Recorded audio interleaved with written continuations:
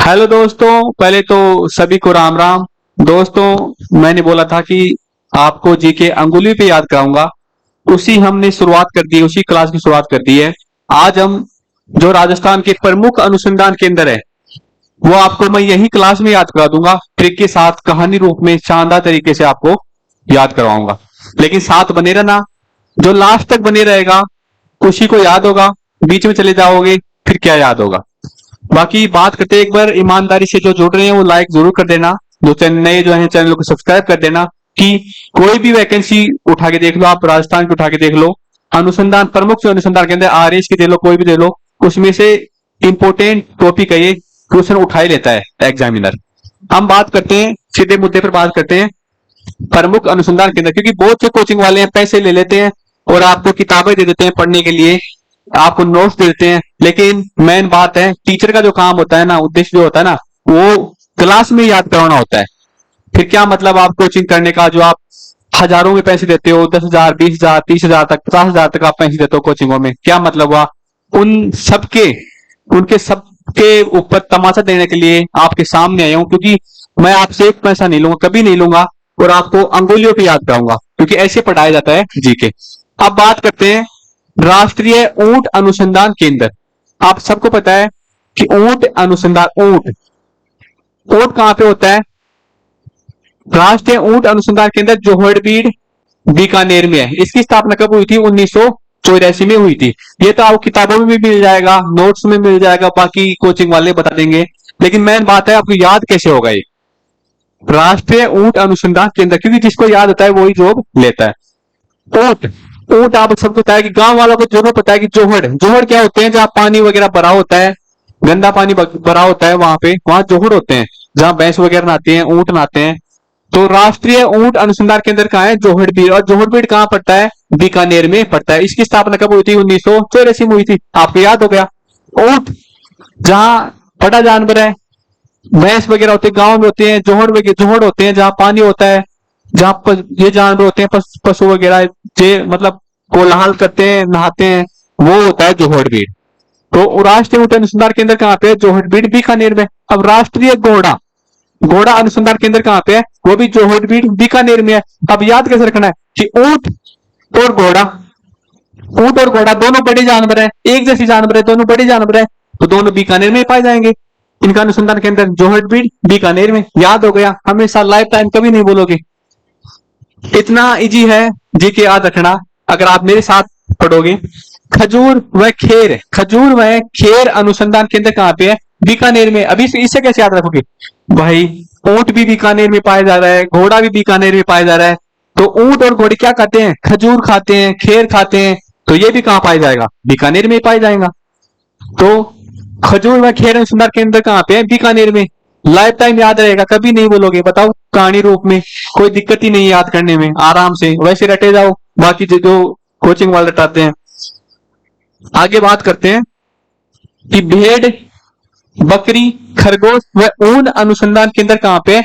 अविका नगर। अविका नगर कहाँ पड़ता है? टोंक में पड़ता है। अब याद कैसे रखना है इसको कि भेड़, बकरी, खरगोश व ऊन अनुसंधान केंद्र कहाँ पे? अविका नगर, टोंक में। अब आपको दिख रहा होगा इसमें भेड़, बकरी, इनमें तो कॉमन दिख रहा है कि भेड़ बकरी, आपने झुंड देखा होगा कि भेड़ भी होती है, बकरी होती है, साथ चलती है। लेकिन खरगोश खरगोश इनके साथ, ये तो थोड़ा अलग दिख रहा है। खरगोश खरगोश तो जंगल में होता है, यानी अविका नगर, यानी अलग दिख रहा है, मतलब अविका नगर। तो भेड़, बकरी, खरगोश अनुसंधान केंद्र कहाँ पे? अविका नगर। और अविका नगर कहाँ पड़ता है? टोंक में पड़ता है। याद हो गया, बिल्कुल इसी तरीके से याद हो गया। अब बात करते हैं भेड़ ऊन प्रशिक्षण संस्थान। ये तो था अनुसंधान केंद्र। अब ओनली भेड़ ऊन प्रशिक्षण संस्थान। आप सबको पता है कि राजस्थान के सीएम कौन है? अशोक गहलोत जी हैं। अब प्रशिक्षण प्रशिक्षण देने के लिए अशोक गहलोत जी ने जयपुर बना दिया। क्या बना दिया? जयपुर इसका प्रशिक्षण केंद्र बना दिया, भेड़ ऊन प्रशिक्षण संस्थान का। लेकिन केंद्रीय ऊन ऊन विकास बोर्ड कहां पे बना दिया? जोधपुर में। क्योंकि जो सीएम अशोक गहलोत जोधपुर से है, तो हर कोई चाहता है कि मैं जहां से हूं उसका विकास हो। मैं जहां गांव, जिस गांव में रहता हूं, जिस डिस्ट्रिक्ट में रहता हूं, उसका विकास हो। तो विकास बोर्ड की स्थापना कहां हुई है? जोधपुर में। तो प्रशिक्षण कहां पे है? जयपुर में। उनका ऊन प्रशिक्षण संस्थान कहां पे? जयपुर में। तो विकास विकास तो भाई गहलोत जी अपने गांव का ही करेंगे, अपने अपनी डिस्ट्रिक्ट का करेंगे, यानी जोधपुर। याद हो गया, बिल्कुल इसी तरीके से याद हो गया। अब बात करते हैं काजरी, यानी काजरी कहां पे है? जोधपुर में है। ये एक अनुसंधान केंद्र है, यानी केंद्रीय शुष्क अनुसंधान केंद्र। कई बार ये पूछा था कि काजरी की फुल फॉर्म क्या है? केंद्रीय शुष्क अनुसंधान केंद्र। ये कहां पे है? जोधपुर में। इसकी स्थापना कब हुई थी? 1959 में इसकी स्थापना हुई थी। आफरी यानी काजरी, आफरी, आफरी यानी शुष्क वन अनुसंधान केंद्र कहां पे? जोधपुर में। इसकी स्थापना कब हुई थी? 1997 में हुई थी। अब इन दोनों में कंफ्यूज है कि काजरी आफरी याद कैसे करना है। मेन बात ये है, क्योंकि लिखा हुआ था आपको सब जगह मिल जाए, किताबों बहुत मिल जाएंगी। बात करते हैं याद कैसे रखना है। अब इसमें देखना है पहले डेट, काजरी की स्थापना कब हुई थी? 1959 में। आफरी की स्थापना कब हुई? 1987 में। याद कैसे रखना है, यानी जब हम किसान, कोई भी किसान हो, जब जमीन को बोता है तो पहले वो तैयार करता है, जमीन को शुष्क करता है, और फिर उसमें वन वगैरह जो भी पेड़ वगैरह बोता है। तो यानी शुष्क, केंद्रीय शुष्क अनुसंधान केंद्र कहां पे है? यानी शुष्क तैयार करेगा जमीन को। तो पहले क्या आ रहा है? 59 आ रहा है, और बाद में आ रहा है 87, फिर वन उगाएगा तो 1987। याद हो गया बस। काजरी जोधपुर में, आफरी जोधपुर में, लेकिन इसका फुल फॉर्म भी याद रखना, केंद्रीय शुष्क अनुसंधान केंद्र जोधपुर 1959। मैं जो दिक्कत आई इनमें आती है, इनमें कंफ्यूज आता है, वो मैंने आपको बता दिया कि शुष्क पहले जमीन तैयार करेगा 1959, फिर इसमें वन लगाएगा 1987। बस याद हो गया। क्या दिक्कत है इसमें? आगे बात करते हैं। मेरे साथ पढ़ोगे ना तो ये मानो जीके में मात नहीं खाओगे आप। मैं डटवाता नहीं, याद करवाता हूँ, और क्लास में याद करवाता हूँ। आपको बुक भी उठा के नहीं देखनी, लेकिन सपोर्ट आपका रहेगा तो, क्योंकि मेरी वो ऑफलाइन क्लास होती है, आप सपोर्ट करते हो, मोटिवेशन मिलता है कि मैं भी इधर भी मेहनत करूं। जो कोर्स नहीं खरीद पाते, बाकी कोचिंग वाले लूटते हैं, लेकिन मैं फ्री में पढ़ाऊंगा आपको। लेकिन आपको ओनली लाइक करना है, सब्सक्राइब करना है, शेयर करना है। केंद्रीय कृषि अनुसंधान केंद्र कहां पे है? दुर्गापुरा जयपुर में। केंद्रीय कृषि अनुसंधान केंद्र कहां पे है? दुर्गापुरा जयपुर में। यानी कृषि अनुसंधान केंद्र, यानी किसान जब कृषि करता है, जब बोता है, कुछ भी अनाज बोता है, तो उस समय भगवान वगैरह की पूजा करता है, उसके बाद हल उठाता है वो खेत में चलाने के लिए, यानी दुर्गा की पूजा करता है। किसान क्या करता है? दुर्गा की पूजा करता है, हल बोने से पहले, हल चलाने से पहले खेत में। तो केंद्रीय कृषि अनुसंधान केंद्र कहां पे? दुर्गापुरा कहां पड़ता है? जयपुर में पड़ता है, सबको पता है ये चीज। अब बात करते हैं भारतीय मौसम विज्ञान वेधशाला। भारतीय मौसम विज्ञान वेधशाला कहां पे है? जयपुर में। आपको आजकल सबके फोन में एक चीज आती है कि मौसम विभाग जयपुर के द्वारा आज इन जिलों में बारिश हो सकती है। लगभग सबके जो मोबाइल रखते हैं उन पर, मेरे तो क्या 3-4 बार आता ही रहता है ये, तो आपको वैसे याद रहेगा। भारतीय मौसम विभाग वेधशाला कहां पे है? जयपुर में। मौसम का सारा जो देखभाल करते हैं वो जयपुर से करते हैं, ये चीजें आपको याद रखनी है। राज्य में प्रथम कृषि विभाग केंद्र कहां पे? फतेहपुर सीकर में। प्रथम, ये तो तक केंद्रीय कृषि अनुसंधान केंद्र दुर्गापुर जयपुर। अच्छा, प्रथम कृषि विभाग केंद्र, प्रथम कृषि विभाग केंद्र क्या? फतेहपुर सीकर। यानी कृषि केंद्र अगर प्रथम हो गई, यानी राजस्थान कृषि केंद्र प्रथम हो गया, तो हम हर चीज फतेह कर लेंगे। हर कोई गरीब रहेगा नहीं कोई राजस्थान में, यानी फतेह कर लेंगे। यानी फतेहपुर कहां पड़ता है? सीकर में पड़ता है, वो सीकर पर पहुंच जाएंगे। यानी राज्य प्रथम कृषि विभाग केंद्र कहां पे? फतेहपुर सीकर में। बिल्कुल इजी तरीके से आप याद कर सकते हो जीके। बाजरा अनुसंधान केंद्र कहां पे? बाड़मेर। आप सबको पता है कि सर्वाधिक बाजरा राजस्थान में कहां होता है? बाड़मेर में होता है। तो इस तरीके से याद रख लो कि बाजरा अनुसंधान केंद्र कहां पे? बाड़मेर में। अब बात करते हैं इसबगोल अनुसंधान केंद्र कहां पे है? मंडोर जोधपुर में। अब याद कैसे रखना है, मेन बात तो ये। इसबगोल में आपको दिख रहा होगा इसबगोल, यानी इसबगोल से मतलब हो गया इश्क। क्या हो गया? इश्क।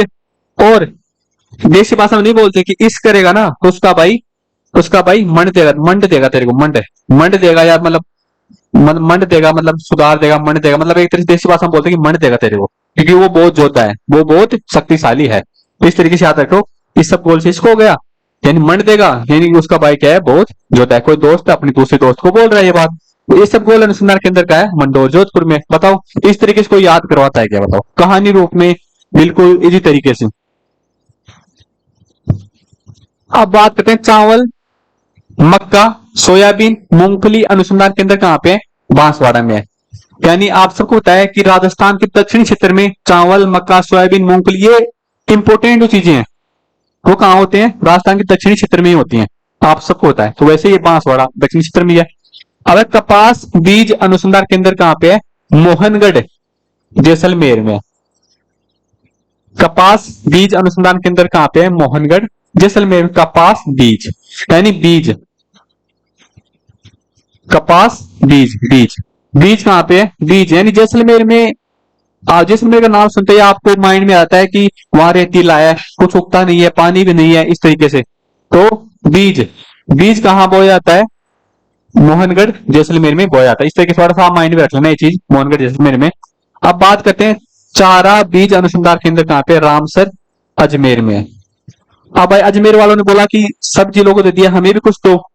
तो अजमेर वालों क्या दिया? अजमेर वालों को बोला कि आपके पास आरपीएससी है, क्या है आपके पास? आरपीएससी।